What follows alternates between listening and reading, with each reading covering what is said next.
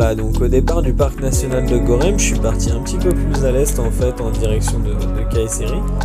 Et c'est là-bas qu'il fallait que je trouve un transport pour pouvoir aller à RCS, pour pouvoir en fait faire du snowboard.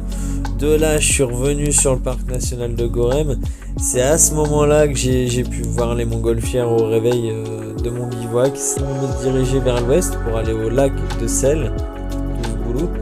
Et en fait, je me suis arrivé ici à Polatli, qui est situé juste à côté d'Ankara. Donc je suis vraiment plus très loin d'Istanbul et je commence à me rapprocher de la France, hein, ça y est. Ah, par contre, pour repartir de là, la galère parce que hier c'était en descente, ça allait, mais là, faut tout remonter à pousser le vélo, la terre est molle. Et avec le poids, c'est hyper dur. Il est temps d'admirer une dernière fois les magnifiques montagnes de Cappadoce parce que je vais partir aujourd'hui direction Istanbul. Bon, ça va me prendre du temps, mais en tout cas, c'était vraiment inoubliable ici et vraiment magnifique. Je suis pas prêt de l'oublier tout ça. Après là ce matin je commence tout doucement parce que j'étais tout excité pour voir les montgolfières, c'était tellement beau, tellement dingue. Et j'ai bu 2 cafés et ça m'a pas mis bien, vraiment à moitié un coup de fringale, donc voilà, je commence tout doucement histoire de laisser retomber un peu toutes ces émotions et voilà, même si j'ai du mal à m'en remettre. J'arrive à la fin d'une longue ligne droite. Ah bah dis donc, il n'y a pas grand chose ici.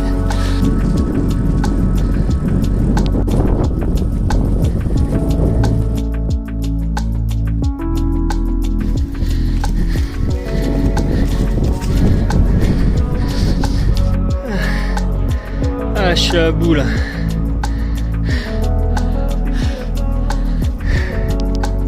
Avant là c'était que des champs et puis j'ai commencé à voir les montagnes, ça m'a motivé un petit peu même si je suis vraiment pas bien comme je le disais et je voulais pas me poser dans les champs et je voulais trouver un spot en haut du col là et au final après ça m'a amené à un autre col et au final je fais pas mal de bornes, pas mal de dénivelé et je suis vraiment claqué, je vais finir à pied là et trouver un spot quoi qu'il en coûte. Je suis remonté sur le vélo au final. C'est limite plus dur de le pousser que de pédaler.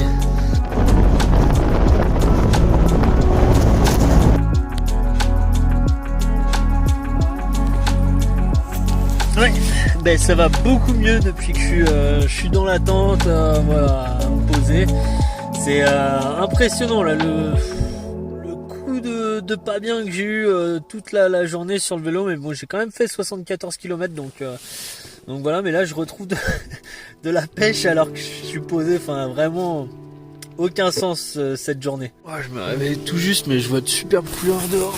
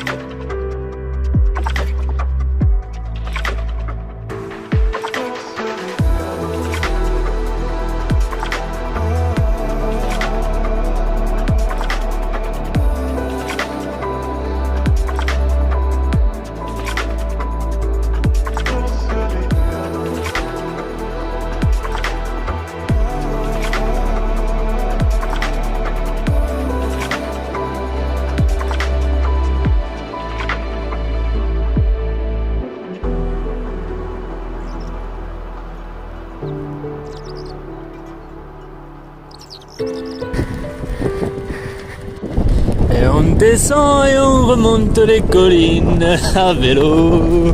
Et ah, il est midi là, je trouvais qu'il faisait hyper chaud, du coup retour en t-shirt cuissard, il fait 15 degrés. C'est vraiment incroyable. Je voulais aller faire regonfler mon pneu avant, au final je me suis retrouvé à parler en français avec le gars de la station service Il a été embauché en France un petit moment avant que Macron lui dise dégage, dégage. Donc c'était assez marrant, il m'a payé le chai. Un bon moment de passer pour se raconter quelques histoires sur la France et son gouvernement, des fois un peu difficile pour les étrangers.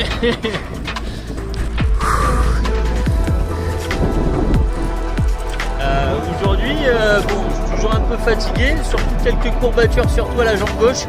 Donc j'y vais tout tranquillement, je fais gaffe et c'est une journée qui est très très appréciable. Ça me permet de penser à pas mal de choses comme d'habitude quand je suis sur le vélo. Notamment au fait que maintenant, quand on me demande où je vais, je réponds que je vais en France. Et avant, je disais plutôt que je vais en Turquie ou que j'allais en Cappadoce. Là maintenant, ça change, c'est en France que je vais et voilà, je suis en train de réaliser un peu aujourd'hui que c'est vraiment la route du retour. Et même si la route va être encore longue, et j'ai fait le plus dur, je suis allé accomplir mes rêves en Turquie. Il y en a certainement d'autres que je vais accomplir sur la route du retour. Mais en attendant, je suis très très très content et ça fait très très très plaisir de pédaler aujourd'hui. Là, je fais que de bâiller. Vivement la prochaine grande ville que je puisse me ravitailler. Des fois, si on se demande comment je me motive, c'est assez simple. Hein. Ravitailler, manger, dormir. Et ouais, je vais pas rester là sans eau, sans rien. Non, faut que j'avance, C'est bon, le ravitaillement est fait. Maintenant, c'est peut-être pas la partie la plus facile, trouver un endroit pour bivouaquer comme par hasard que les champs. Là, je suis en train d'aller au lac Tuzgulu.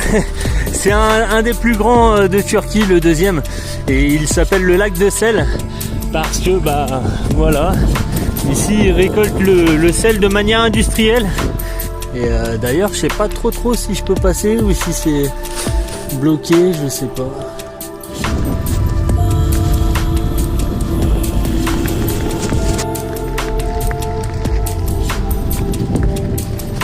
On voit bien que ça n'a rien à voir avec Guérande. Hein. C'est beaucoup plus industriel. Par contre, le lac, il reste vraiment très très beau, surtout à cette heure-là.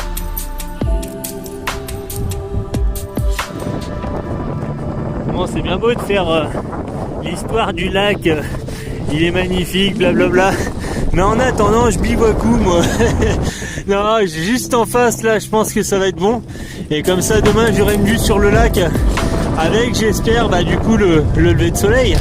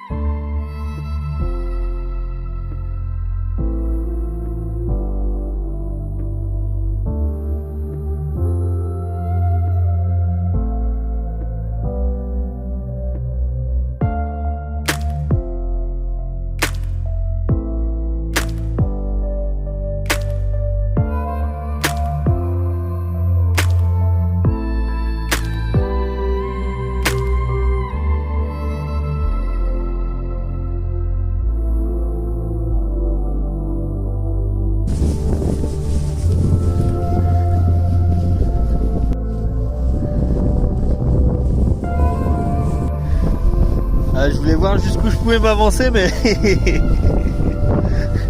un peu trop vaseux sur la fin, donc j'ai fait demi-tour. Il est bien trop grand ce lac, mais c'était sympa d'avoir cette sensation. De toute façon, je suis vraiment très seul. Il n'y a pas un chat.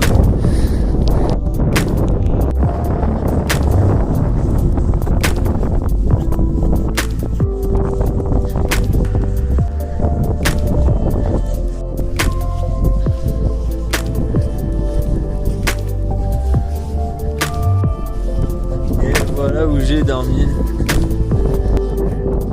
Pas trop loin de la route, mais waouh. Vous pouvez vous douter que c'était très calme cette nuit, mis à part la petite tempête qu'il y a eu vers 2-3 heures. Putain, je pars très tardivement, il est presque midi. Et voilà, c'était quand même assez unique d'être ici, donc j'en ai un peu profité ce matin, mais il est temps de repartir.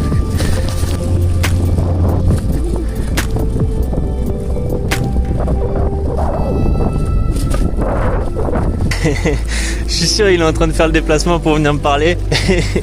On va voir ça dans un instant. Alors ça, je l'avais pas du tout en idée. C'était qu'en fait, je puisse me faire attaquer par les chiens de berger, quoi. Wow.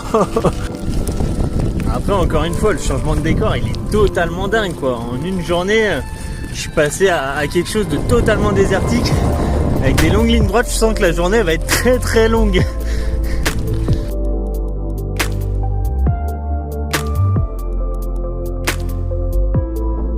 Tellement dingue, je me suis arrêté comme ça, bord de route, pause casse-croûte.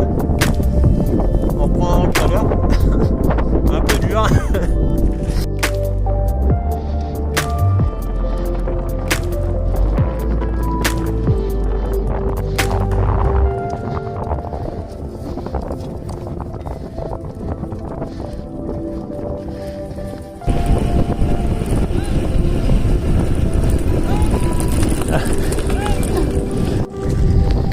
La Turquie, c'est vraiment un pays qui m'aura surpris tout le long de par ses changements de paysage.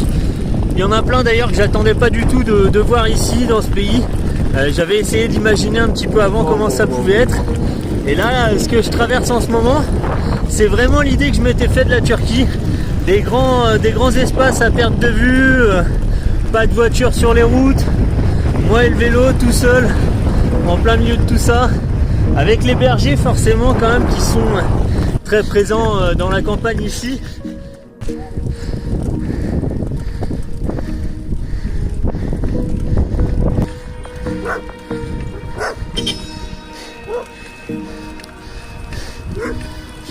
Ouh, ma course la plus folle avec les chiens.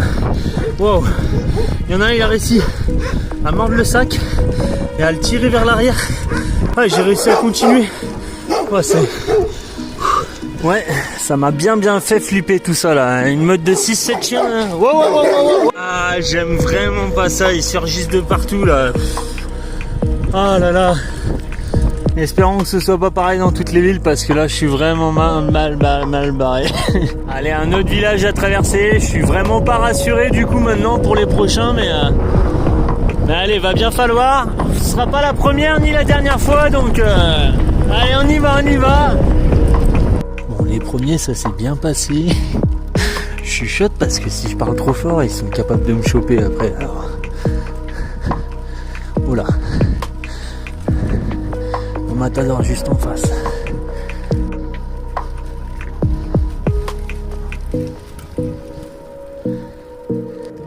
Allez, je roule un peu de nuit histoire de me calmer, de faire redescendre un peu la pression parce que mine de rien, j'entends encore les aboiements dans mes oreilles, donc voilà, je voulais m'écarter un peu de tout ça pour vraiment passer une nuit sans eux, sans avoir à les entendre et me lever demain sous un autre jour, sous d'autres couleurs, ouais, un peu mieux mentalement quoi. Pas facile de dormir là quand c'est la tempête la nuit, mais on essaie de dormir quand même un peu. Et là c'est terrible, là, j'ai une sardine là qui a lâché là. Ah, c'est terrible, je suis obligé de tenir un petit peu la tente là parce que c'est de la boue et du coup là il y a une sardine qui a lâché. Ça trempe de partout, c'est pas grave. Bon bah là c'est terrible.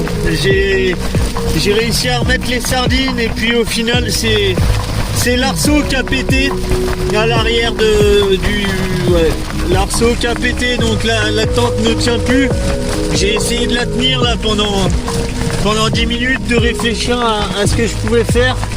Et c'est hyper dur là. Ce que j'ai fait pour le moment, c'est que je la laisse tenir pour avoir un minimum d'espace à l'intérieur. Ça se coûte partout, mais je peux pas, en plus il fait trop froid.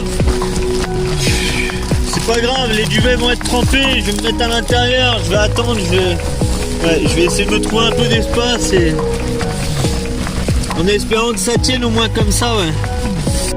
Ah, c'est difficile d'imaginer à quoi ça ressemble, mais c'est terrible. Terrible.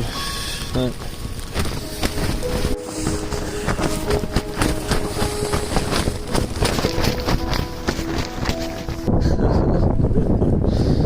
Et voilà le résultat.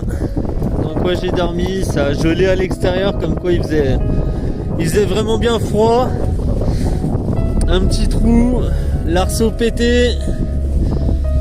Ouais, je sais pas comment on va essayer de réparer tout ça, mais voilà, le vent venait de là-bas. Ces deux sardines là qu'on lâché les premières, c'était une pataugeoire. J'avais les mains pleines de boue, j'essayais de faire comme je pouvais pour essayer de remettre. Là ça tenait pas non plus, donc je l'ai attaché au vélo carrément, et puis après à ce moment là l'arceau il a pété. Après c'est la conjoncture aussi de pas mal d'erreurs, de problèmes. Trop confiant dans un premier temps, j'ai vraiment pas analysé la météo, regarder dans quel sens allaient venir les vents. Si je fais avoir, mais bêtement j'ai pris le vent de plein côté. Et voilà, je suis sûr que je me serais positionné rien que 50 mètres là de l'autre côté. J'étais tranquille. La suite de pas mal de choses, j'étais fatigué, je voulais me poser, il commençait à faire froid, j'ai voulu rouler de nuit parce que les chiens m'avaient attaqué et que j'étais encore un peu stressé. Et voilà, je me retrouve dans cette position là en pleine nuit à 2h du matin à devoir essayer de régler tout ça. Au final, et bah ouais, échec hein. Voilà, moi j'étais en face, juste là-bas, c'est là-bas que s'est passé le drame. Depuis j'ai descendu toute la vallée et là je suis en train de la remonter pour passer de l'autre côté. Et c'est assez dur aujourd'hui de se motiver, il fait toujours bien froid. Bon, un petit peu plus chaud là, mais ce matin 0 degré, tout démonté quand c'était gelé. Essayer de checker tous les dégâts, c'est vrai que mentalement c'est dur, surtout quand on sait qu'on aurait pu éviter tout ça, mais bon ça c'est... On va pas penser comme ça, sinon on va pas avancer. Et puis voir ce que je peux faire au niveau du matos, comment je peux le réparer, etc. Voilà, comme je dis souvent, le voyage c'est pas toujours tout beau tout rose, et à chaque fois on les retient parce qu'après il se passe des choses très positives. Et à peine j'étais parti que j'étais déjà récompensé par cette attitude, dans le sens où on m'invitait pour boire le chai, le thé turc, et puis au final ils m'ont carrément payé à manger. Ils voulaient même me donner de l'argent. Et j'ai dit non, attends, c'est bien de trop. Ils m'ont donné pas mal de gâteaux aussi pour la route. On est au plus bas et tout de suite, il y a des gens pour nous remonter avec un accueil magnifique. Ça, c'est vraiment digne de la Turquie. Ça fait vraiment chaud au cœur. Mais comment ne pas positiver après ça? Bon bah voilà, j'arrive à la grande ville. Plus qu'à trouver un hôtel maintenant, pas trop cher forcément. Hop, déjà on fait sécher la tente, ça c'est le plus important avant de pouvoir la rafistoler.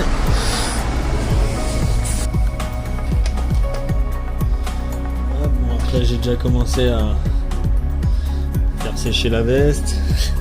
Là, nettoyer les l'arceau, les sardines. Le carnage ça ressemblait pas à grand chose, mais il y avait vraiment besoin de tout faire sécher. Du matelas, la serviette au duvet, et voilà, et lui il a cassé juste là. J'ai déjà une petite bricole ici pour tirer la jonction, et puis ici du coup j'ai rajouté un tube que j'avais dans mon kit, et voilà, je l'ai bien maintenu. Normalement il devrait bien bloquer le tout, et puis voilà. Ah, et comme je dis toujours, la vie c'est comme le vélo, il n'y a pas de marche arrière, à ça non, faut mettre un bon coup de pédale pour avancer.